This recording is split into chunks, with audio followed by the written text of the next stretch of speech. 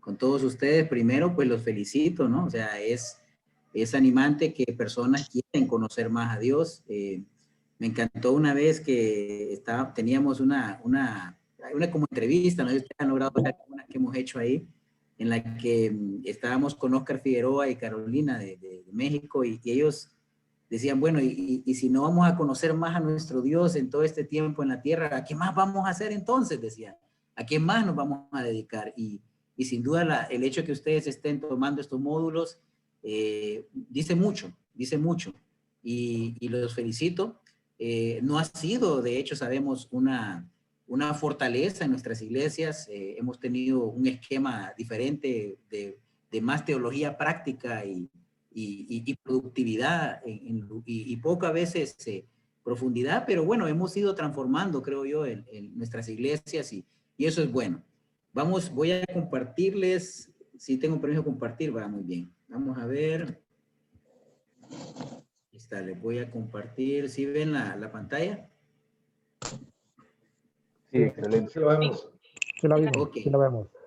Bueno, me dieron el privilegio y me dieron géneros literarios acá. Bueno, es de la primera. Esperamos también más adelante poder servir en otra. Este tema me gustaría iniciarlo.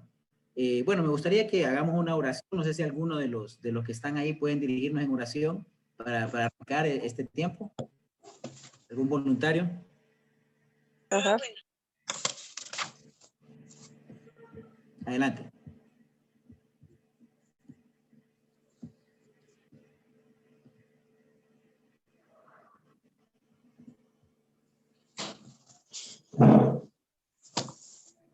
Creo que Marco ya activó el micrófono, pero no sé si alguien más ahí. Carlos, ¿puedes ayudarnos?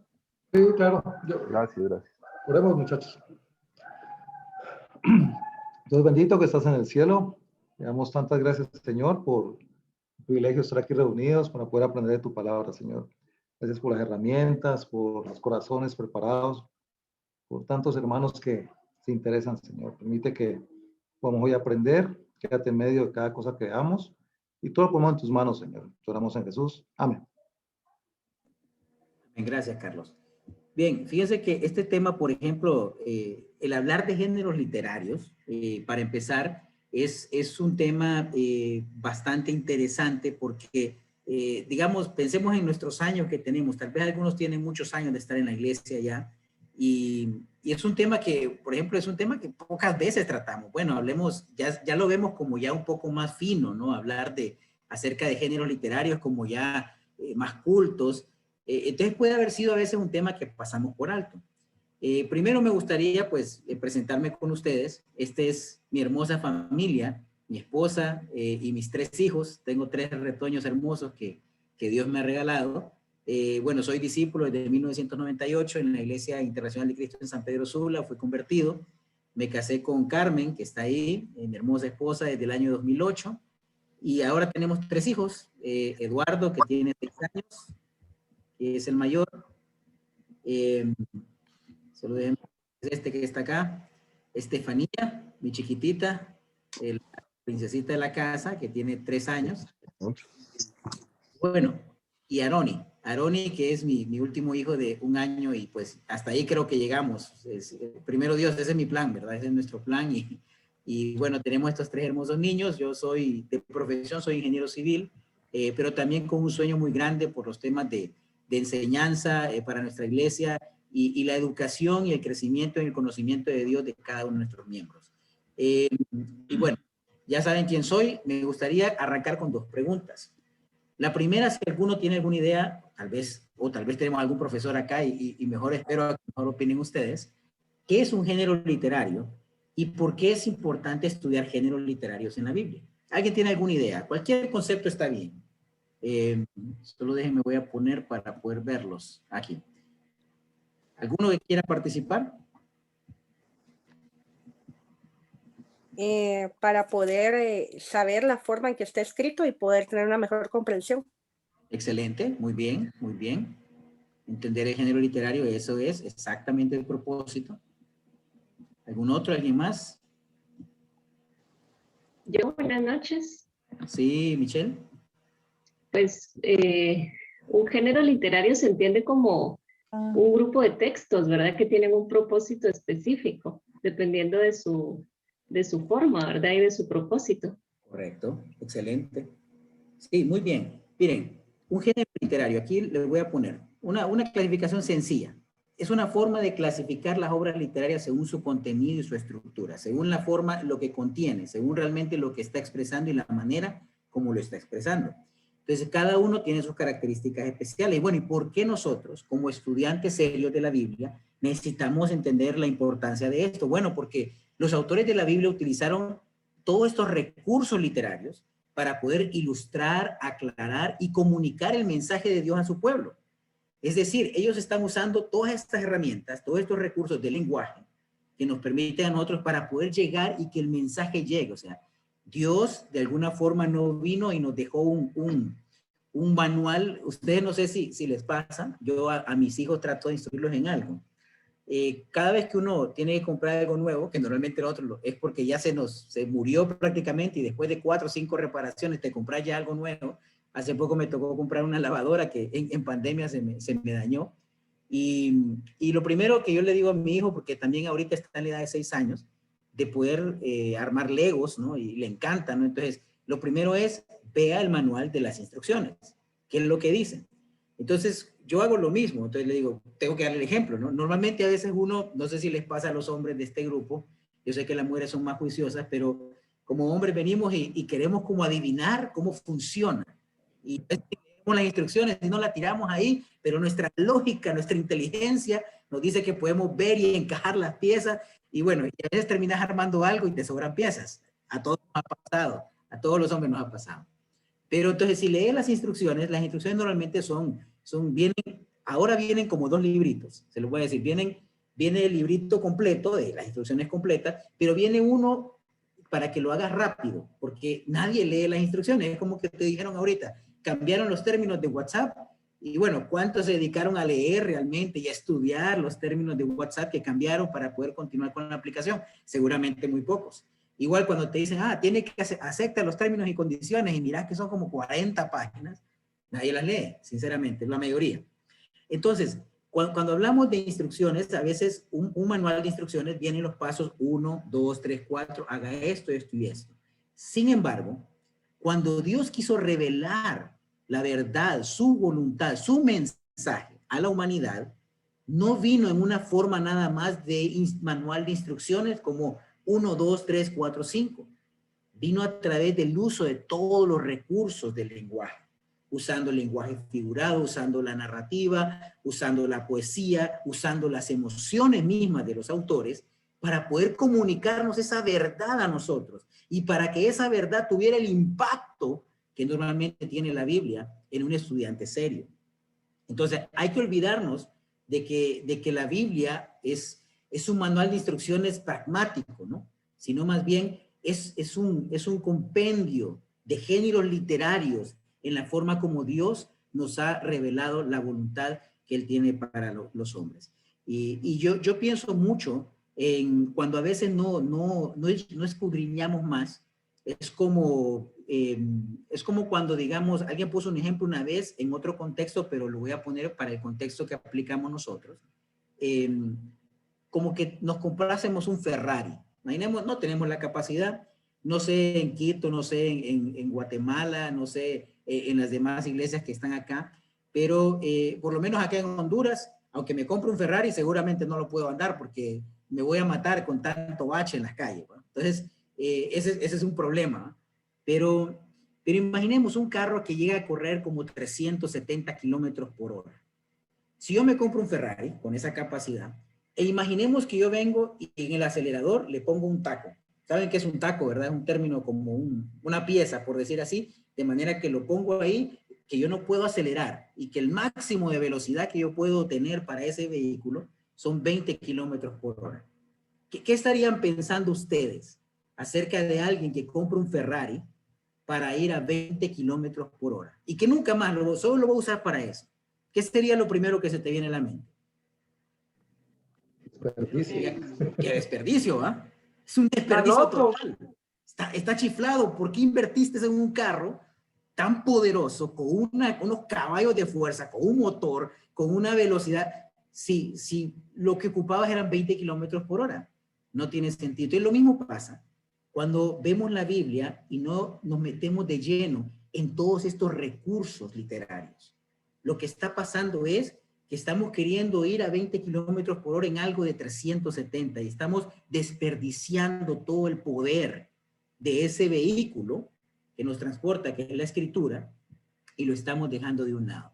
Entonces, muy importante, por eso es que tenemos que estudiar esto. Entonces, vamos a hacer lo siguiente. Miren, hice esta más o menos, no hay un consenso, les voy a decir, según lo que uno puede leer, y alguna literatura, varias literaturas, les voy a dar alguna de referencia también. No hay un consenso en cuanto a, bueno, cuántos géneros literarios específicos hay en la Biblia. No hay un consenso a veces entre cuándo es un género o un subgénero o solamente una figura. Hay mucha literatura y digamos que ni siquiera los eruditos se ponen de acuerdo en esto, pero tampoco es el fin del mundo. Yo hice acá una más o menos de los que son más comunes, que nos topamos normalmente nosotros cuando estamos estudiando la Biblia, de los géneros literarios. Entonces, hablamos de, por ejemplo, los tipos. Lo que es los tipos, es un género realmente literario que solo usa la Biblia. Ya lo vamos a ver. A quiero ponerles un ejemplo para que lo veamos con claridad. Bueno, la ley, sí, todos hemos leído esos decretos, ¿no? Los decretos normalmente tienden a ser como aburridos porque son, no sé si les ha tocado a veces por trabajo, a veces leer algún decreto, alguna publicación, y empieza el considerando esto y esto y esto, y bueno, se decreta que, y empieza la promulgación de alguna ley. Eso también usado en la Biblia también, la ley. Las parábolas, una forma formidable como Jesús ilustró verdades a través de situaciones comunes. La poesía, una forma de expresión, o sea, de las emociones. Cuando alguien quiere comunicar algo a través del intelecto, lo hace a través de la prosa o la narrativa, por decir así. O sea, es decir, no sujeto a las reglas del verso, de que rime una palabra con otra. Pero cuando alguien quiere expresar emociones, ahí viene la poesía. Y es maravilloso porque la Biblia también tiene eso y nos ayuda a ver las emociones de estos autores. Nos ayuda a ver cómo estos hombres sentían y cómo vivían el momento en que Dios les estaba revelando a ellos su voluntad. Refranes o sabiduría, dichos de sabiduría, ¿no? O sea, que vemos en los proverbios, Eclesiastés, que nos impactan siempre cada vez que los leemos. Bueno, el narrativo, que la mayor parte, de hecho, de que vemos es bastante narrativo de todos los hechos que han ocurrido, y ya vamos a ver más adelante eso. Los didácticos, aquellos que son destinados exclusivamente para enseñar y para aclarar conceptos, para definir doctrinas, que son sumamente valiosos. También vamos a ver un poquito de eso más adelante.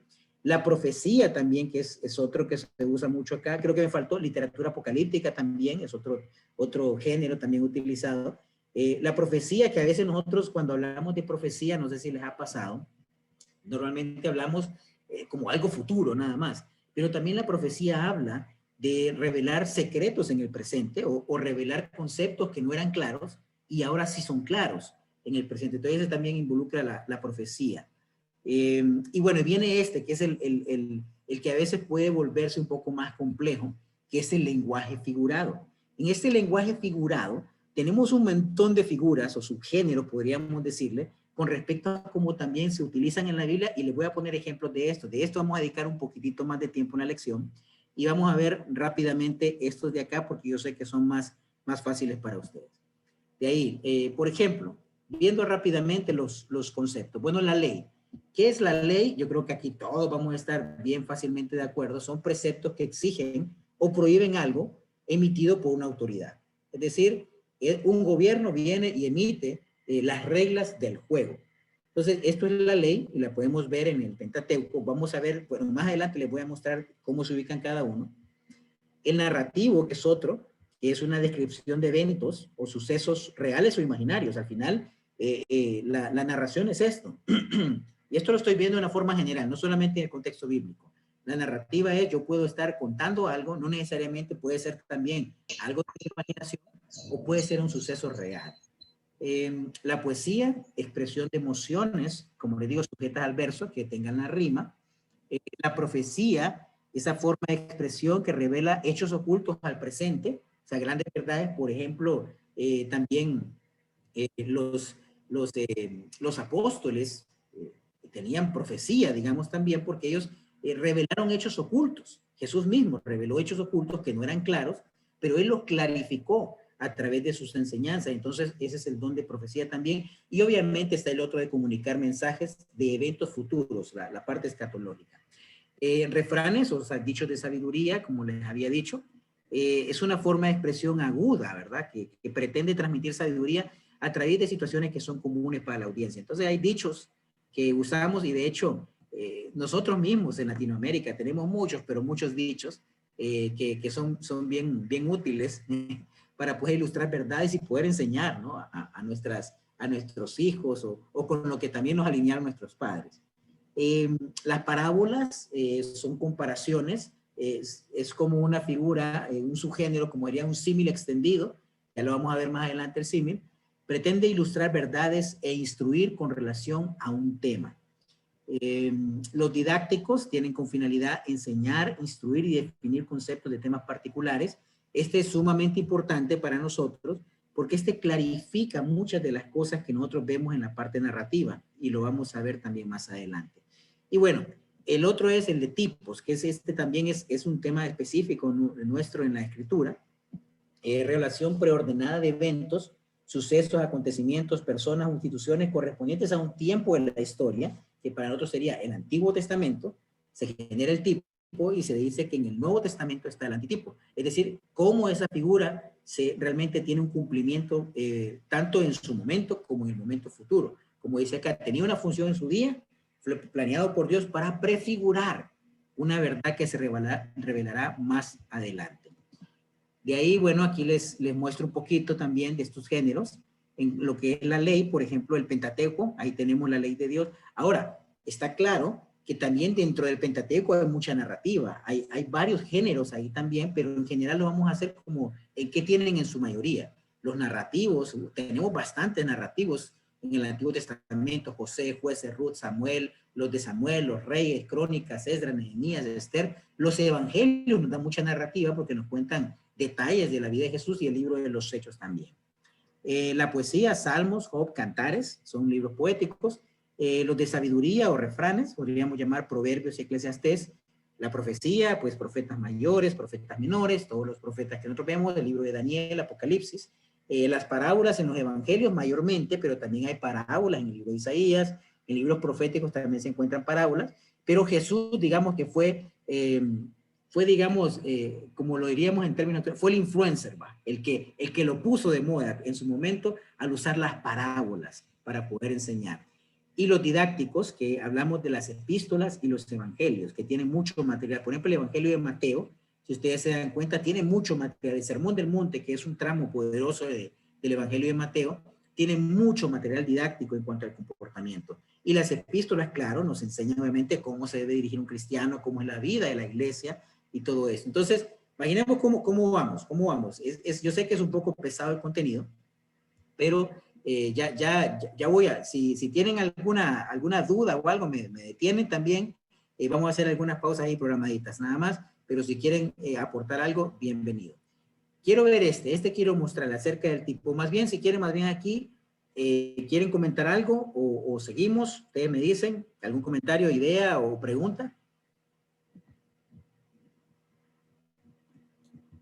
Bueno, vamos bien, como dicen, si no dicen nada, o no están entendiendo nada, o lo están entendiendo todo. Eso me alegra. Bueno, ya mira una manita ahí. Está bien, perfecto. Vamos a seguir entonces. Veamos. Vamos a hablar acerca de los tipos. ¿Alguno de ustedes ha visto este tema? Número 2149. El tema de los tipos es muy interesante. Les voy a dar una referencia muy buena también para que estudien acerca de eso. Veamos esta escritura. Números, solo déjenme que a mí me tapa la cámara. 2149. Dice: los israelitas salieron del monte Or por la ruta del Mar Rojo, bordeando el territorio de Edom. En el camino se impacientaron y comenzaron a hablar contra Dios y contra Moisés. ¿Para qué nos trajeron ustedes de Egipto a morir en este desierto? Aquí no hay pan ni agua, ya estamos hartos de esta pésima comida. Por eso el Señor mandó contra ellos serpientes venenosas para que los mordieran, y muchos israelitas murieron. El pueblo se acercó entonces a Moisés y le dijo: hemos pecado a hablar contra el Señor y contra ti, ruégale al Señor que nos quite esas serpientes. Moisés intercedió por el pueblo y el Señor le dijo: hazte una serpiente y ponla en un asta. Todos los que sean mordidos y la miren, vivirán. Esa es parte importante resaltado en rojo. Moisés hizo una serpiente de bronce y la puso en un asta. Los que eran mordidos miraban a la serpiente de bronce y vivían. Fíjense qué interesante, aquí parecería, bueno, aquí pareciera como que hubiese una especie de contradicción. ¿Cómo es que Dios les dice que hagan una, si era tan radical el tema de la idolatría, por qué tenían que hacer una serpiente y voltear a ver una serpiente? Pero de alguna forma se estaba mostrando un momento que era una prefigura de lo que Cristo iba a hacer para nosotros. Aquí decía: todos los que sean mordidos y la miren, vivirán. Algunos tipos, como esta, que es una prefigura, tienen un claro cumplimiento porque Jesús mismo lo aclara. Veamos en la siguiente, en Juan 3:14 al 15 dice: como levantó Moisés la serpiente en el desierto, así también tiene que ser levantado el Hijo del Hombre, para que todo el que cree en él tenga vida eterna. Aquí Jesús lo aclara y nos dice: bueno, este es un tipo, esto solamente era una prefigura. ¿Fue útil para los que vivían en aquella época? Sí, porque lo salvó de las mordeduras de la serpiente. Pero también era una prefigura de lo que iba a pasar, de lo que iba a venir. Cristo, eso era un reflejo, una prefigura, estaba preparando el camino. Hay que recordar algo. Toda nuestra Biblia, todo lo que vemos en la Biblia, todo va a converger en Cristo. Cristo es el personaje principal de toda esta historia. Las escrituras nos dirigen a Cristo. Les recomiendo, aquí en la parte de abajo de la presentación, ya le pasé a Pablo la presentación, les recomiendo yo este video de La Sombra de la Realidad. Está ahí en la Fundación Proyecto Esdras, del doctor John Oates, que obviamente ustedes saben es un miembro de nuestra iglesia, de nuestra familia de iglesias, un tipazo realmente, con muchos libros y todo.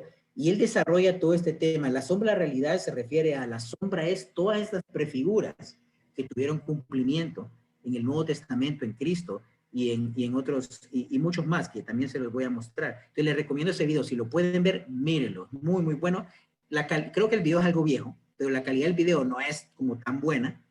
Pero el audio, yo a veces lo que aprovecho son los audios, uno ve en el carro o cuando tenés un tiempo. Entonces, altamente recomendado.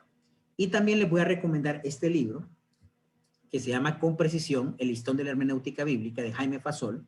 Si lo tienen, ya saben que es una joya de libro, realmente para mí es un librazo, es uno de mis libros preferidos. De hecho, en el tema de hermenéutica me parece un libro sumamente completo.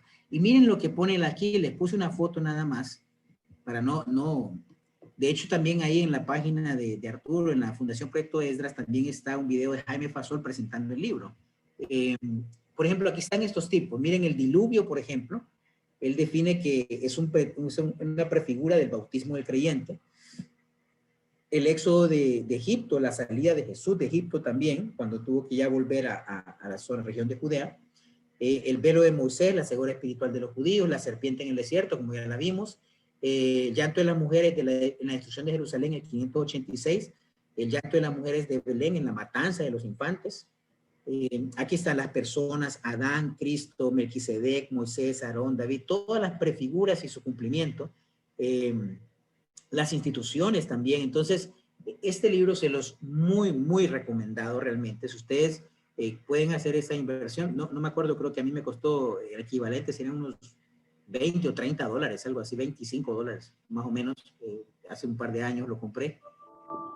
Y es una herramienta formidable, mucho, de mucha ayuda. Entonces, ahí pueden ver el desarrollo de este tema de los tipos, pero desarrolla mucho más. O sea, habla de todos los principios de interpretación bíblica y todo, y ustedes que están deseosos de aprender, es altamente recomendado. De ahí, bueno, el tipo lo quería ver específicamente porque es algo especial de la Biblia. Yo sé que, por ejemplo, obviamente la narrativa, pues ustedes están claros con lo que es una narrativa. Vamos a ver un ejemplo adelante, pero no me preocupa mucho. Me gustaría haber desarrollado tal vez un poco más las parábolas para ver el tema central, pero quisiera hablar un poco de este lenguaje figurado, que es el que puede a veces generar mucha confusión. en cuanto a lo que es la interpretación. Y es importante aquí que entendamos qué son todos estos recursos para no estar haciendo interpretaciones equivocadas. ¿Okay? Entonces, el lenguaje figurado, estas figuras que ven acá, vamos a desarrollar unos ejemplos, les voy a poner unas escrituras para que los vayamos viendo juntos. Por ejemplo, aquí puse dos que son similares, el símil y la metáfora. En el caso del símil es una comparación entre dos cosas completamente distintas, pero tiene esta característica. Usa palabras de conexión como así, como, semejante a o parecido a.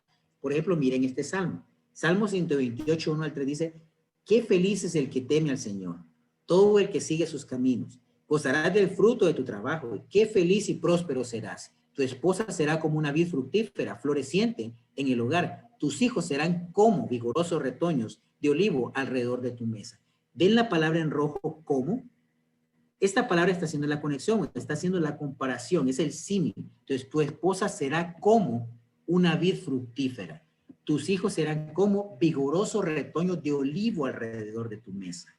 ¿Ven qué claro es? Entonces, cuando ustedes ven pasaje en la Escritura que diga esto es como, semejante a, y sucede con el reino de los cielos como, recuerdan en los evangelios, o el reino de los cielos es semejante a, muy utilizado también por Jesús, estamos hablando de un símil. Normalmente son bien claros, bien fáciles de entender. Ahora, este es un poco menos claro, digamos, pero también bastante fácil de identificar. La metáfora, que es muy utilizado también. Funciona igual que el símil, pero en lugar de usar esa palabra de conexión que se llama como, así, semejante, lo que hace es que usa el verbo ser. Jesús mismo dijo, yo soy el pan de vida. El que viene a mí nunca volverá a tener hambre. El que cree en mí no tendrá sed jamás. Yo soy, ¿ok? Cuando ustedes ven eso, Jesús comparándose con algo que podríamos decir, o sea, no son cosas distintas. Pan de vida, Jesús, pero es entendible en el contexto de lo que está aplicando. Entonces estamos hablando de una metáfora. En Mateo también, eso fue en Juan 6:35, en Mateo 5:13, dice, ustedes son la sal de la tierra. ¿Ok? ¿Ven la palabra en rojo? Son, usando el verbo ser. Entonces, al usar este verbo y compararlo, estamos hablando de una metáfora. ¿Somos sal? No vamos a hacer literalmente sal, pero sí se entiende el mensaje claramente. Ustedes son la sal de la tierra. Entonces, estas son dos ayudas, dos recursos bastante utilizados. Ok, estos otros son a veces más difíciles de identificar para nosotros, pero son importantes. La metonimia y el sinécdoque. La metonimia, por ejemplo, es una palabra que sugiere una idea y debido a su relación lógica o natural de la palabra con la idea. O sea, ustedes inmediatamente la conectan. O sea, como dicen, ustedes le agarran. No sé cómo lo pueden decir ustedes también, pero nosotros mismos le agarramos el hilo acá en Honduras. Entonces, por ejemplo, Levítico 19:32. Delante de las canas te levantarás y honrarás el rostro del anciano, y de tu Dios tendrás temor, yo Jehová. En Reino de 1960. Fíjense que he notado también que, por ejemplo, ya las versiones, como la nueva versión internacional, que son traducciones no formales, o sea, que no son como tan específicas palabra por palabra como la Reina Valera, como la Biblia de las Américas, hacen cambios aquí ya, por ejemplo, hacen cambios en estas palabras, pero en la Reina Valera, que es una traducción más formal, más literal en la mayoría de sus casos, dice, delante de las canas.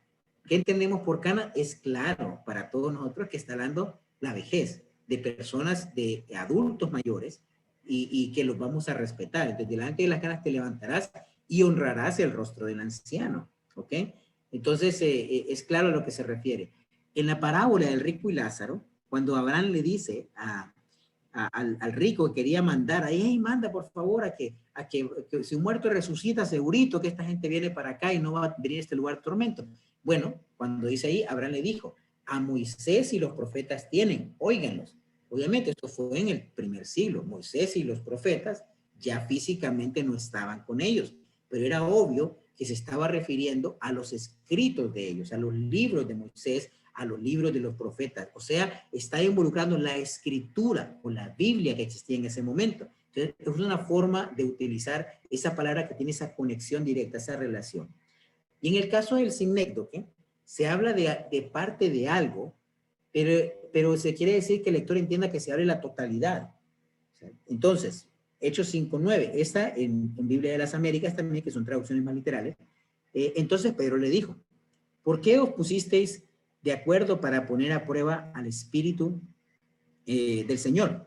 Mira, los pies de los que sepultaron a tu marido están a la puerta y te sacarán a ti también. Ven, usa la palabra los pies, pero no se está refiriendo es que vienen unos pies solitos ahí caminando sin cuerpo. Obviamente, al usar la palabra los pies, es un sinécdoque. ¿Por qué? Porque se refiere al cuerpo completo de algo, no solamente a la parte específica de algo. Ven qué interesante, o sea, es bastante, bastante profundo. Veamos ahora otra escritura en Miqueas 4:3. Dios mismo juzgará entre muchos pueblos y administrará justicia a naciones poderosas y lejanas. Convertirá en asadones sus espadas y en hoces sus lanzas. Ya no alzará su espada nación contra nación, ni se adiestrarán más para la guerra. Aquí está hablando de dos armas, lanzas, espadas, pero no significa que era el único armamento. Al referirse a lanzas, espadas, realmente está usando un sinécdoque. ¿Por qué? Porque se refiere a todo el tipo de armamento que se utiliza en una guerra, no solamente la espada. Nosotros, si ustedes piensan también, cuando piensan en guerra, agarremos la espada, pero nos referimos a la espada, al poder, ¿okay? Al poder que involucra la espada de un armamento. O sea, aquí también es el uso de un sinécdoque. Aquí, otras figuras también interesantes, otras que estas sí las usamos más. De hecho, yo creo que los latinos tendemos a usarlas bastante. Yo creo que saben quién la usa mucho o quién la puede haber usado mucho. Tal vez nuestros padres.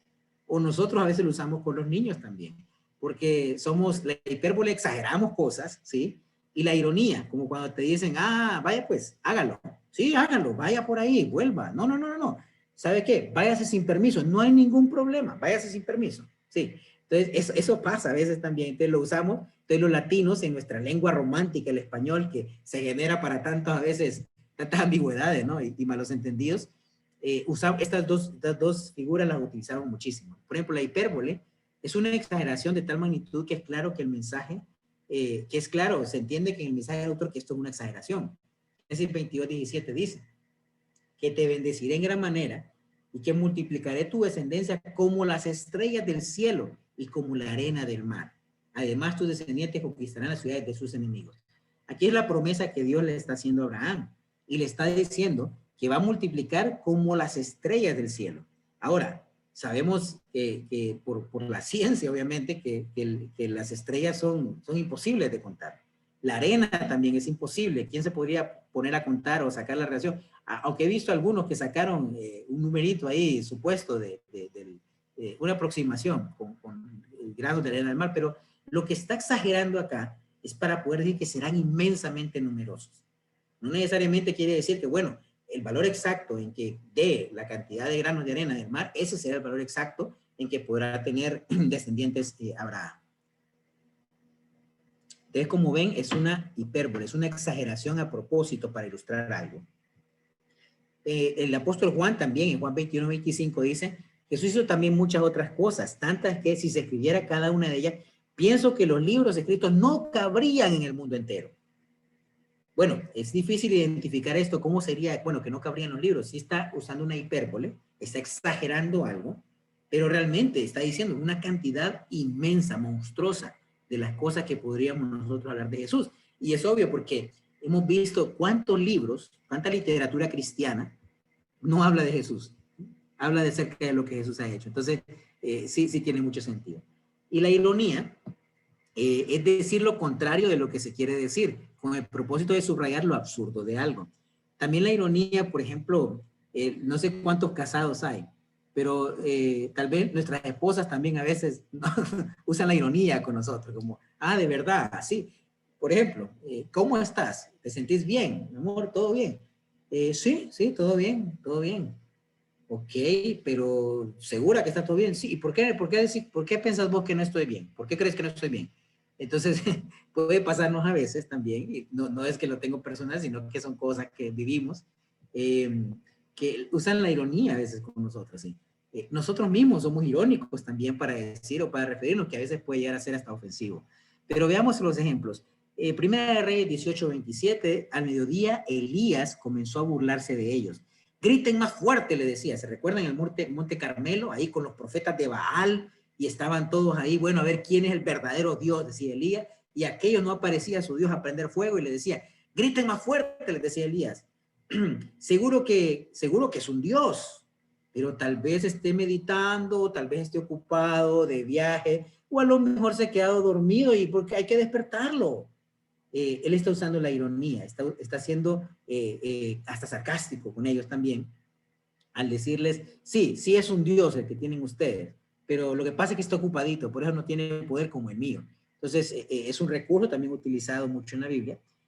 Por ejemplo, en Amós 4:4, miren esta también, vayan a Betel y pequen, vayan a Gilgal y sigan pecando, ofrezcan sus sacrificios por la mañana y al tercer día sus diezmos. Entonces, imagínate, no es que la Biblia nos está diciendo, bueno, pues vamos a pecar. No, al contrario, lo que está diciendo es la ironía, está diciendo exactamente lo opuesto, como, sí, como cuando uno haga eso, hijito, a los que somos papás, yo le digo, hijito, si hace eso, hágalo pues, hágalo y ya va a ver lo que le va a pasar. Entonces, yo lo hago mucho a veces con el mayor más que todo, que ya entiende bastante perfectamente las instrucciones y todas las reglas de la casa. Entonces, ven, yo sé que es un poco pesado, la presentación les va a quedar. Ustedes pueden ahondar más del tema. Quiero darles una mirada general para que ustedes puedan darse cuenta de la importancia de estos géneros literarios. Seguimos. Este también es muy usado, porque también hay gente que le encanta referirse con eufemismos. Es una palabra o frase que se usa para referirse de forma suave, vaga, indirecta a un hecho, idea o situación que si se dijera claramente podría resultar inapropiada u ofensivo. Por ejemplo, Job 10:21, antes de mi partida sin regreso a la tierra de la penumbra y de la sombra. ¿A qué se referirá mi partida sin regreso? Antes de la muerte. Pero de repente la palabra muerte puede ser inapropiada en algún contexto, entonces dice mi partida sin regreso. Estamos usando un eufemismo para poder, digamos, suavizar un poco ese concepto. En la versión Reina Valera, en 1 Tesalonicenses 4:13, las demás versiones estuve revisando y ya lo cambiaron y sí se refieren a los que han muerto en Cristo. Pero miren en la versión una versión un poco más literal, dice, tampoco queremos, hermanos, que ignoréis acerca de los que duermen, para que no os entristezcáis como los otros que no tienen esperanza. Entonces aquí se refiere los que duermen, pero la verdad es los que han muerto. Entonces, usar estas palabras como suavizar, eso es un eufemismo y podemos encontrar varios en la Biblia. Este es otro también, la personificación. Proyecta sobre objetos inanimados acciones y características de personas. Entonces imaginemos, la sabiduría clama en las calles, alza su voz en las plazas, Proverbios 1:20. La sabiduría en sí no es una persona como para poder clamar, pero el mensaje es claro que es una personificación. Estamos hablando de personas con sabiduría claman, pero ahí dice la sabiduría, se le da a la sabiduría esa característica humana de poder con personalidad, de poder hacer algo. Lo mismo Jesús cuando dice, pero él le respondió en Lucas 19:40, les aseguro que si ellos se callan, gritarán las piedras. Bueno, las piedras no van a gritar, obviamente, pero al darle características de persona, estamos haciendo este uso del lenguaje figurado con personificación. ¿Ven todo esto? ¿No? O sea, yo sé que es bastante. Y esta, para mí, se los digo, es la que a mí más me cuesta identificarla bien y cómo desarrollarla, que son las alegorías, porque son una metáfora extendida. Ya vimos que la metáfora es cuando yo vengo y comparo otras cosas, uso el verbo ser, y esto es algo extendido, no se expresa bien la comparación. Aquí están entremezclados el sujeto y lo que se compara, y a veces es sumamente complicado. A mí me cuesta, y a veces las alegorías creo que para mí, a mi juicio, igual que la literatura apocalíptica, son de las más complejas a veces de poder desarrollar su contenido de una forma, con una hermenéutica, una exégesis adecuada. Pero veamos este pasaje en Eclesiastés 12:3. Dice, un día temblarán los guardianes de la casa y se encorvarán los hombres de batalla. Se detendrán las molenderas por ser tan pocas. Se apagarán los que miran a través de la ventana. Se irán cerrando las puertas de la calle. Irá disminuyendo el ruido del molino. Las aves elevarán su canto, pero apagados oirán sus trinos. Sobrevendrá el temor por las alturas y por los peligros del camino. Florecerá el almendro, la langosta resultará onerosa y no servirá de nada la alcaparra. pues el hombre se encamina al lugar eterno y rondan ya en la calle los que lloran su muerte. Acuérdate de tu Creador antes de que se rompa el cordón de plata y se quiebre la vasija de oro y se estrelle el cántaro contra la fuente y se haga pedazos la polea del pozo. Volverá entonces el polvo a la tierra, como antes fue, y el espíritu volverá a Dios, que es quien lo dio. ¿Te fijas? O sea, cuando lo ves, te cuesta. Ese sí tenés que leerlo a veces yo ya lo leí varias veces antes de venir a ponérselos a ustedes. Estoy seguro que ustedes ya lo han leído más que alguna vez. Pero ven que identificar todos estos, y especialmente porque hay muchas palabras, muchos términos que son comunes o fueron comunes para la audiencia primera, la audiencia original, porque la verdad que todos somos audiencia, porque cuando Dios reveló su verdad en su momento, también aparte de ser útil en ese momento, iba a ser útil para nosotros también. Eso estamos claros en nuestra doctrina de inspiración. Pero vemos acá, bueno, se refiere claramente, un día temerán los guardianes de la casa y se incorporarán los hombres de batalla. Está hablando de la vejez, el momento de volverse viejos también. Se apagarán los que miran a través de las ventanas, cuando ya empieza a morir la curiosidad también. Se irán cerrando las puertas de las calles, irá disminuyendo el ruido del molino, o sea, ya las personas empiezan a morir también. Entonces, todo eso para una alegoría, o sea, no es fácil. Entonces hay personas que pueden querer utilizar una alegoría de una forma literal, y eso no es correcto. Hay que entender bien exactamente cómo poder desglosar una alegoría. Hay otros casos que son más duros también, en el que algunos quieren alegorizar hasta las escrituras. Los pasajes literales quieren encontrarle como otro significado más allá de ese, cuando si entendemos los géneros, vamos a entender que cada género tiene su propia forma de interpretación. Y dependiendo del tipo de género, es la forma como vamos a desarrollar el estudio serio para entender el significado y hacer una exégesis adecuada. Entonces, estos son las figuras estas del lenguaje, ven que es bastante. No se preocupen, ay Dios mío, ahorita va como metralleta ese Eduardo ahí, solo tirando y tirando. Tranquilos, traten de repasar la presentación. Creo que la presentación es bastante clara. Y pueden buscar en internet, pueden comprar libros, hay mucha ayuda en internet que pueden buscar también que les va a ayudar a poder entender estas diferencias. Y cuando se encuentran ustedes en su estudio personal con pasajes en los cuales tienen dudas, es fácil a veces ir buscando pasajes tal ahí y comentarios y ver y buscar. Yo les recomiendo comentarios bíblicos también para poder tener otra idea también de otras personas. No se casen con uno nunca. Lean muchos comentaristas para ver las ideas en las que muchos coinciden, normalmente van a ser las más adecuadas. La alegoría también, otro pesado, pero bueno, es una forma también que se encuentra en la escritura. Pregunta acá, ahora, uno que es sencillo. ¿Los pasajes narrativos son normativos? Cuando yo me refiero a un pasaje narrativo, que sea normativo, bueno, ¿será que es una regla para todos? ¿La regla aplica para todos? Y yo sé que todos como estudiantes serios de la Biblia saben de que, bueno, cada pasaje tiene su propia forma de poder ser desarrollado seriamente. Perdón. Y debo entender la verdad de Dios que quiso revelar a mí en el contexto histórico, en el contexto inmediato, en el contexto remoto y todas esas reglas que yo sé que algunas ya han estado estudiando acá. Pero veamos esta escritura y veamos una pregunta. Dice, este es el libro de los Hechos, que mayormente es narrativo. Todos los creyentes estaban juntos y tenían todo en común. Vendían sus propiedades y posesiones y compartían sus bienes entre sí según la necesidad de cada uno. No dejaban de reunirse en el templo, ni un solo día. De casa en casa partían el pan y compartían la comida con alegría y generosidad, alabando a Dios y disfrutando la estimación general del pueblo. Y cada día el Señor añadía al grupo los que iban siendo salvos. Fíjense bien acá, había un hecho, vendían las propiedades y posesiones. Entonces la pregunta que yo les haría ¿es una norma el hecho si nosotros queremos ser una iglesia? Bueno, nosotros cuando nos preguntan, no, nosotros queremos ser una iglesia como la iglesia del primer siglo. ¿Ha escuchado eso? Porque esa era una de nuestras banderas como movimiento. Era como, bueno, nosotros queremos restaurar ese cristianismo del primer siglo. Eso es lo que deseamos. Y sí, eso es lo que queremos. Bueno, pero entonces me hago esta pregunta. ¿Por qué no estamos vendiendo todas nuestras propiedades y posesiones y dándola al servicio de la necesidad de los miembros de la iglesia? ¿Será normativo eso? ¿Será que este pasaje realmente está diciendo alguna norma que yo debo continuar, y entonces estamos fracasando porque la mayoría ahora pues tienen casa, tienen su carro, porque necesitan para trabajar, pero te imaginas si todos tuvieran que vender todo, nadie tuviera nada, bueno, sería complejo también, es un punto también para analizar, pero ¿es una norma esto para nosotros o no sería una norma?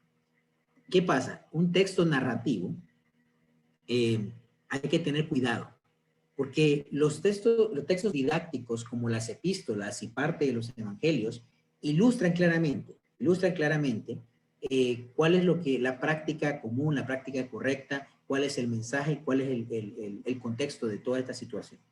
Entonces, lo primero, como ustedes saben, leen el contexto de esto y saben que había muchos que habían ido a la Pascua y todo en el Pentecostés, estaban ahí, se quedaron más tiempo porque estaban recién bautizados, los 3,000 que bautizó en la predicación de Pedro, en Hechos 2:36, y había gente necesitada y todo el mundo decía, pero ¿cómo? Ayudemos a esta gente que quédense acá, reciban instrucción, y tenían que seguir siendo instruidos. Y la gente con su corazón, esto no es que esté prohibido, hay que hacerlo, si alguien puede hacerlo, y tiene la voluntad, sin duda Dios mueve el corazón, pero no es una norma, porque sabemos, por ejemplo, la Biblia misma dice, el tesalonicense, el que no quiera trabajar, que tampoco coma. Entonces, cuando estudiamos las epístolas, que son enseñanza didáctica ya, damos la interpretación correcta. Entonces, nunca te guíes por un texto narrativo así, de entrada, sin poder tomar en cuenta primero cuál es la enseñanza de los textos didácticos con referente a un tema. Cuando ustedes leen, por ejemplo, otra historia que también es dramática, es la de Sodoma y Gomorra, por ejemplo. Uno lee esa historia, yo no sé si a ustedes les pasa, yo cada vez que la leo es como la historia de Levita en Jueces, que es un paralelo de la de Sodoma y Gomorra. Me parece una historia tan cruda, pues, o sea, sinceramente me cuesta la lectura de esa, me cuesta entenderla, me cuesta ir imaginando la situación, lo terrible de lo que está ocurriendo. Y cuando la estudio, yo pienso por qué de alguna forma Moisés, que escribió el Génesis, no puso ahí, esto es devastador, esto es terrible, o no puso un juicio explícito con relación a lo que estaba pasando ahí. Y es que no siempre, la Biblia tiene muchos pasajes narrativos, no sé si les ha pasado también en el Antiguo Testamento, que miran esas cortancinas de cabeza, por decir así, o matancina y todo, o sea, son textos narrativos, no necesariamente vamos a desarrollar una doctrina con relación a un texto narrativo. Entonces, cuando ustedes tengan un texto narrativo, siempre tienen que verlo a la luz de los textos didácticos. Esos son los que les van a dar la claridad para que ustedes puedan desarrollar un texto, encontrar la enseñanza que Dios quería mostrar a través del texto narrativo. Por una razón Dios lo puso. Hay una enseñanza teológica ahí para nosotros. Sin embargo, no podemos empezar a tener algunas enseñanzas que contradigan los pasajes que son dedicados didácticos específicamente para aclarar estas dudas. Y bueno, ya para concluir ya, yo sé que les tiré, vamos a poder tener un tiempo para conversar si tenemos alguna duda del tema, y yo sé que van a tener muchas, y yo les digo, estén tranquilos, este es un tema que de todas maneras yo les voy a decir lo que dice a veces, me encanta es que dice Arturo, no se preocupen, toda la vida tienen que estar estudiando, entonces tenemos tiempo, el que Dios nos dé en la tierra, para poder prepararnos en todos estos temas, para poder enamorarnos más de Él y conocer más su voluntad.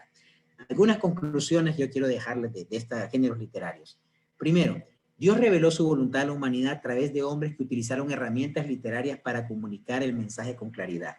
Entonces, grábense eso. O sea, la forma como Dios nos habló no es un manual de instrucciones de la lavadora o de armar un Lego. Es una forma usando todos estos recursos. Entonces, a través del mensaje para llegar a nuestras vidas, para enamorarnos de Dios cada día, es a través de esto, de recursos literarios. Entonces, por eso es importante entenderlo para poder interpretarlo correctamente.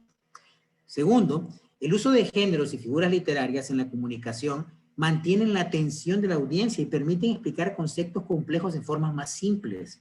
Y eso es cierto. O sea, a veces, por ejemplo, cuando después de una parábola explicada, porque a veces también, si no tenemos la explicación clara de la parábola, podemos andar como ciegos en momentos, pero cuando Jesús, por ejemplo, a veces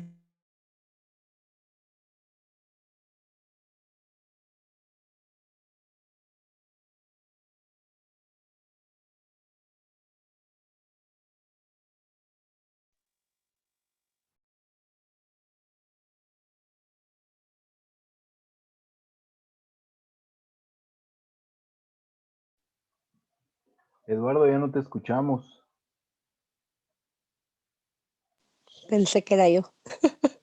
Yo. Fue Eduardo que se fue. Fue mi internet también. Todos empezamos a revisar nuestro teléfono si somos nosotros. Démosle ahí un par de minutos. Es que fue estratégico para que tomara aire. Entonces un poco débil. Está bien. Pero ahí está. Ahí está. Ya estás. Ya Y vino se la luz. hizo la luz. Ya vino la luz, vos. ¿Quieres que te Ya ponga vino. la parte de las conclusiones en pantalla? A ver que cargue nada más el internet.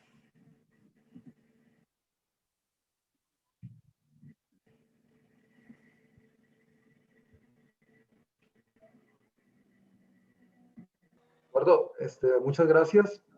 De verdad que es un tema muy complejo, tiene muchas aristas. Pero bueno, gracias porque sí, hoy aprendimos un poquito más. Ayer casualmente había un programa de estos que están dando ahora tantos de Jesús y de la Tierra Santa y toda esta cosa. Y me impresionaba que al final de tanto de todo la arqueología y toda la chica que presentaba, decía, se ponía como muy contenta, muy emocionada. Decía, después de todo lo que pasó hace 2000 años y antes, ella decía que era increíble ver cómo la gente hoy día todavía se apasionaba. Fue algo que Jesús dijo, hizo hace 2000 años. Y viendo la Biblia, la riqueza, ¿no? Los diferentes tipos de géneros literarios, cómo Dios se ha esmerado, ¿no? Por darnos todos esos detallitos y que no sea aburrida su palabra, al contrario, sea rica, sea increíble. Y creo que lo que hablaste hoy lo muestra, ¿no? Entonces sí, te agradezco mucho. Muy buena presentación, gracias. Gracias, Carlos. Es el Ferrari, ¿va? O sea, hay que meterle los 370 kilómetros al Ferrari, ¿no? Que tenemos ahí. Así es. A ver, ¿alguien Sí, más? como decía Carlos Andrés, yo creo que lo importante es poder ir dándonos cuenta de la riqueza que hay en la Biblia. Y como decías, de que cada palabra, cada texto que Dios colocó tenía un propósito y un plan específico también, ¿verdad? Y depende el contexto en que lo estemos viendo y estudiando. Entonces creo que esto nos ayuda a sí que ser más cuidadosos y a ir aprendiendo cada día más, como tú decías, ¿verdad? Es algo que nunca va a dejar uno de aprender, ¿verdad? Porque cada vez que uno va a las escrituras siempre aprende algo nuevo. Entonces, entre más conocimiento podamos tener, vamos a tener también una mejor comprensión de lo que Dios nos quiere decir a través de su palabra. Gracias. Sí, así es. Yo les diría, fíjate, que no se abrumen, pues, que puede parecer, híjole, ya cuando uno diga tanto término y tanta cosa, puede parecer abrumador, pero no se abrumen, porque vamos a estar toda nuestra vida tratando de enamorarnos de Dios, entonces hay que ir, pues hay que aprenderlo, hay que dedicarle tiempo, o sea, puede parecer abrumador, a mí a veces me ha abrumado, pero a esto quiero dedicarme a servirle, pues entonces ahí estamos, ahí nos vamos motivando. Eduardo, muchas gracias. Quería hacerte una pregunta. Sí, ¿Cómo Patricio. podemos determinar con precisión el género literario de un pasaje para usar el método adecuado? Fíjate que, bueno, lo primero, hay que leer varias veces un pasaje. Eso es lo que yo siempre te diría, lo primero, entenderlo. Segundo, hacer preguntas. Cuando vemos el pasaje, o sea, hay tips, por ejemplo, como los que pudimos ver ahí, por ejemplo, cuando es una comparación, hay palabras de conexión, como, semejante a, pareciera a. Hay que ver indicios, igual si es una metáfora, es conectando un ser animado a veces con algo que no tiene una relación lógica, pero que sí en el contexto tiene un sentido. Hay tips, hay como formas, ¿va? No es fácil, por ejemplo, te digo, por ejemplo, alguien que estudia los tipos, por ejemplo, que es un género exclusivo de la Biblia, entender una prefigura normalmente solamente es claro cuando alguien la explica como él hizo Jesús en el tema de la serpiente que yo le mostraba en el Nuevo Testamento, que hay varios casos también que son así, o sea, que por ejemplo Pedro habla del diluvio para referirse al bautismo, y imaginemos algo, desde hace miles de años, Dios había definido ya un plan de salvación, la forma y todo, y hace estas prefiguras para que también sean digeribles. Entonces, lo primero, leer mucho el pasaje, buscar las conexiones, palabras de conexión. Bueno, ahí, y también uno se hace las preguntas, o sea, ¿a qué me parece este tipo? ¿Este de tipo narrativo, didáctico? De alguna forma hay una intuición que nosotros tenemos para poder detectar, obviamente, si es algo que tiene rimas, o ya sabemos que es una poesía, si es algo que tiene un refrán, o sea, nosotros ya identificamos de forma natural que hay algo diferente. La mayor parte de la Biblia es narrativa, es el grueso, digamos. Y la literatura, por ejemplo, lo que te digo, otra que es difícil también, la literatura apocalíptica, porque eso viene a otro tema, que son símbolos. Hay mucha simbología relacionada también. Entonces, uno va identificando ahí, bueno, ¿a qué se refiere esto? Y yo digo, una vez, lo has leído varias veces, Patricio, lo que te diría es ver las preguntas de conexión con lo básico, con los géneros que conoces, y también después de leer bien por tu cuenta y hacer análisis personal, si no tenés conclusiones, yo iría también buscar otras herramientas como diccionarios, como comentarios bíblicos. Aún las Biblias de estudio tienen un material muy enriquecedor a pie de página, al inicio de los libros, que te pueden ayudar también a entender exactamente el género que está tratando el pasaje. Muchas gracias. Buenas noches. Buenas noches, Marco. Muchas gracias, Eduardo, por la clase. Yo tengo una duda, es algo chistosa, pero cuando, por ejemplo, un escritor escribía, ¿qué te digo yo? En el Antiguo Testamento, él lo hacía con hecho pensado, por ejemplo, voy a decir, voy a escribir una hipérbole o un tipo, o son nombres que se le han venido dando, o sea, conforme los estudios acá hasta la actualidad. Fíjate, lo que pasa es que, por ejemplo, ya hoy, en nuestra era o con el tiempo, se fueron clasificando, pero eran formas de comunicarse nada más. O sea, él no estaba diciendo, hoy sí, los escritores de hoy dicen, quiero usar el hipérbole, voy a usar metáfora, voy a usar aquí, pero para los escritores en aquel tiempo, normalmente no era exactamente como tenían ese nivel ¿cómo se llama? De conceptos tan definidos. Pero bueno, a través del Espíritu Santo obrando en estos autores, los inspiraba a usar estos recursos que posteriormente ya los hemos clasificado y entendemos las diferencias que tienen a la hora de poder hacer una interpretación. Entonces, quizás en ese momento él no decía, voy a usar hipérbole para que me entiendan, sino que era una forma natural también de comunicarse. Entonces, es su forma de comunicarse escrita tenían en su momento. Ok. Muchas gracias. Sí, ahí solo Amén. quisiera agregar realmente y como decía Eduardo, algunas cosas, un ejemplo, los tipos, pues obviamente un escritor del Antiguo Testamento jamás tenía claro que eso iba a ser un tipo para el Nuevo Testamento, ¿verdad? No tenía esa visión, pero sí tenían muchos de ellos la claridad de recursos literarios, ¿verdad? En el sentido de, como para nosotros no le decimos, como decía Eduardo, hipérbole, ¿verdad? Pero sí pero usamos hipérboles, pues, porque hablamos, vos nunca me ayudás, ¿verdad? Esos son hipérboles, Sí, correcto. ¿verdad? ¿Verdad? O sea, nunca no es así, pues, pero muy pocas veces me ayudas, ¿no? Entonces, sí tenían esos recursos para hacerse comunicar. Entonces, y hay algunos ya en el Nuevo Testamento que sí lo usan de una manera mucho más letrada, ¿verdad? Letrada y como Lucas y los escritores, ¿verdad? Pero sí, sobre todo el del tipo, ellos ni siquiera les pasó por la mente que en Cristo se iba a hacer realidad muchos de esos. Y eso yo también agradezco que has tocado ese tema, Eduardo, porque hay algunos que quieren ver un tipo en todo, ¿verdad? Sí, sí. En todo, ¿verdad? Se cayó una piedrita y esta piedrita, yo he oído tipos hasta del santuario, los clavos del santuario con los que se estiró el tabernáculo, fueron los clavos con que clavaron a Cristo. Entonces tratan de hacer un tipo en todo y debe de ser muy claro que el Nuevo Testamento lo está citando, ¿verdad? Los Sí. escritores del Nuevo Testamento como que también buscaban esas conexiones a través del Espíritu, obviamente se los hacía ver, pero sí tiene que ser muy claro que es el Nuevo Testamento el que nos muestra esa prefigura y que se hace realidad. ¿verdad? Correcto, completamente de acuerdo, Pablo. ¿Alguien más Bueno. tiene alguna pregunta? Yo, más que una pregunta, como agradecerte, Eduardo, por la clase. Creo que hay mucho que aprender, ¿va?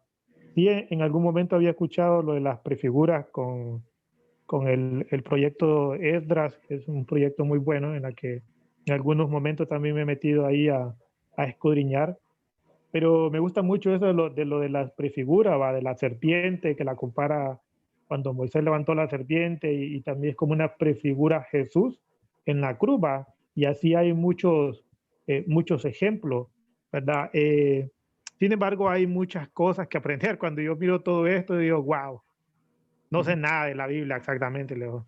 Realmente me siento como un ciego, querer aprender más, ¿verdad? Pero eso es lo importante, poder interesarse más, ¿verdad? En querer escudriñar más la Biblia, ¿verdad? Para poder uno mismo aprender y también enseñarle a otros, ¿va? Porque obviamente todo esto no es que alguien que no sepa esto, no es que no va a alcanzar la salvación, o sea, para nada. Sí. La salvación se da, Dios la da, y si vives conforme a la palabra de Dios, te salva.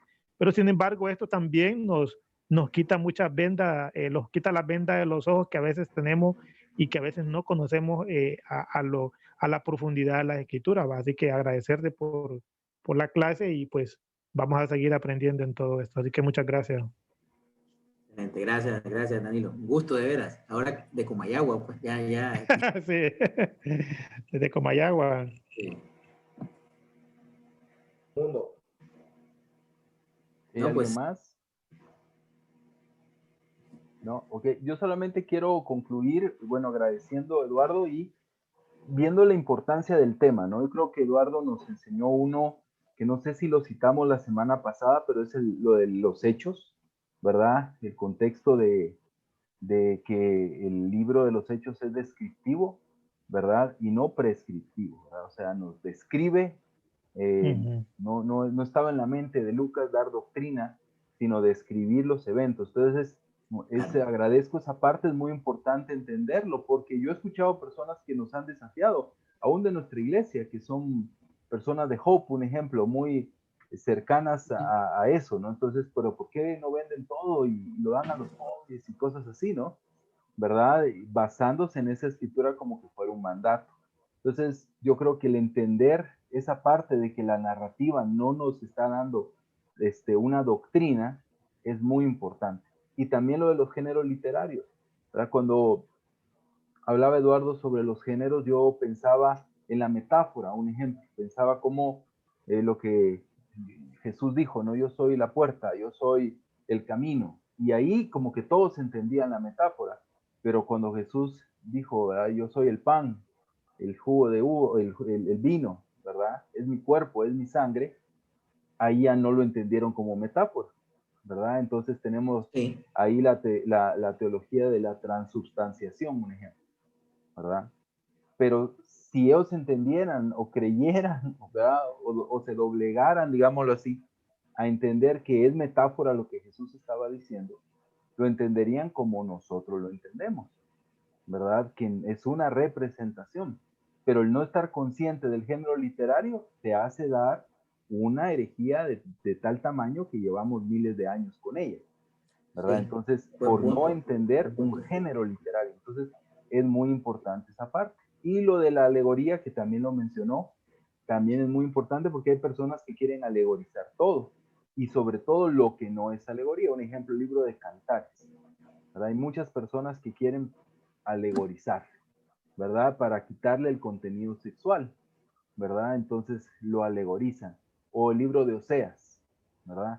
Cómo Dios iba a mandar a un profeta a casarse con una mujer adúltera, ¿verdad? Una prostituta, no, eso hay que alegorizarlo. Y no es, porque si vemos el género literario, no es una alegoría, ¿verdad? Está describiéndolo, ¿verdad? Está describiéndolo. Entonces, creo que es un tema fascinante, la verdad, y que requiere, pues, que tengamos por lo menos esa conciencia, ¿verdad? De todo lo que hoy nos habló, vamos a repasar la presentación y todo, y tener esa conciencia, por lo menos hacernos las preguntas. ¿Será que aquí está siendo irónico Pablo? ¿Verdad? ¿Será que está usando ironía o es realmente lo que él está diciendo? Porque Pablo usa mucha ironía, ¿verdad? Entonces, Sí. ¿será que Pablo está hablando de esa manera? ¿Verdad? Entonces, hacernos esas preguntas nos va a ayudar por lo menos a investigar más y, como hemos hablado, no irnos a la primera, porque nuestra tendencia en la iglesia es interpretar rápidamente, ¿verdad? Esto dices. Entonces, gracias de nuevo, Eduardo. Creo que es muy completo lo que nos enseñaste y sí, es abrumador, ¿verdad? Solo mira uno todas esas palabras y al Sí. rato ya no sabe uno, este era símil o era sinécdote, ¿qué era? Vaya, ni me acuerdo, ¿no? Ahí mejor Pues, digámoslo. sí, Pablo, yo quiero que se animen, va a continuar, pa, no sientan de, híjole, leí toda esta vaina, mejor, No, no, mejor ahí anímense. dejémosla.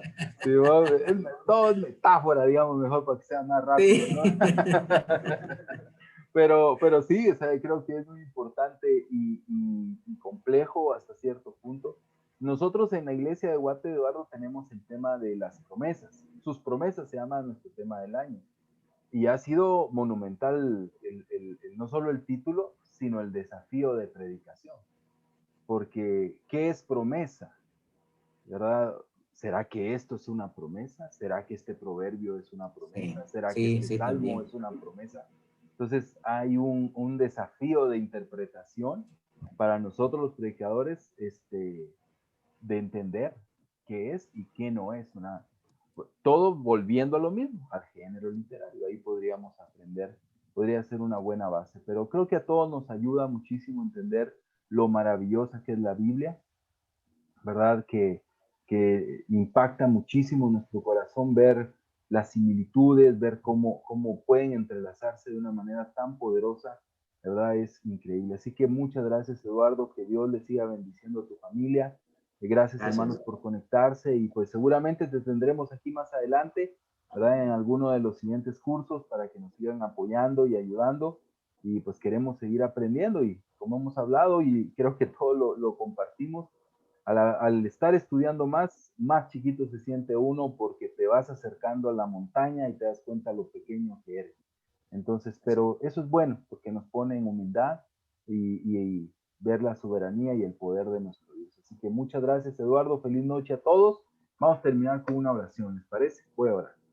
Amado Dios, gracias te damos por el privilegio que nos das de estar juntos, Dios, lo que hemos aprendido sobre tu palabra y todas las escrituras que hemos leído y poder verlas desde la perspectiva que hoy nos enseñó Eduardo de los géneros literarios, pues cobra vida, Señor, para nosotros. Nos ayuda también a entender mejor tu palabra para llevarla a nuestra vida y poder también trabajar en nuestro corazón, que pueda obedecer más tu palabra, verla de una manera más clara y poderosa y crecer, Padre, en nuestro conocimiento de ti, un conocimiento que nunca alcanzaremos en esta vida, pero que lo que tú nos quieras revelar queremos aprenderlo poco a poco. Gracias te damos, bendice a mis hermanos. Padre, danos el buen descanso para mañana levantarnos temprano con energía, a orar, a leer tu palabra y a vivir un increíble día. Gracias a todos, oramos y agradecemos en Jesús. Amén. Feliz noche, hermanos, que estén bien, hermanos de Guate. Mañana nos toca ayuno, así que pues, mañana ayunamos como iglesia. Cenen bien. Amén, gracias. Bueno, pues. Que no se les olvide. Feliz noche, muchas gracias. Buenas Adiós. noches, se cuidan. Gracias por todo. Feliz Gracias. noche. Gracias.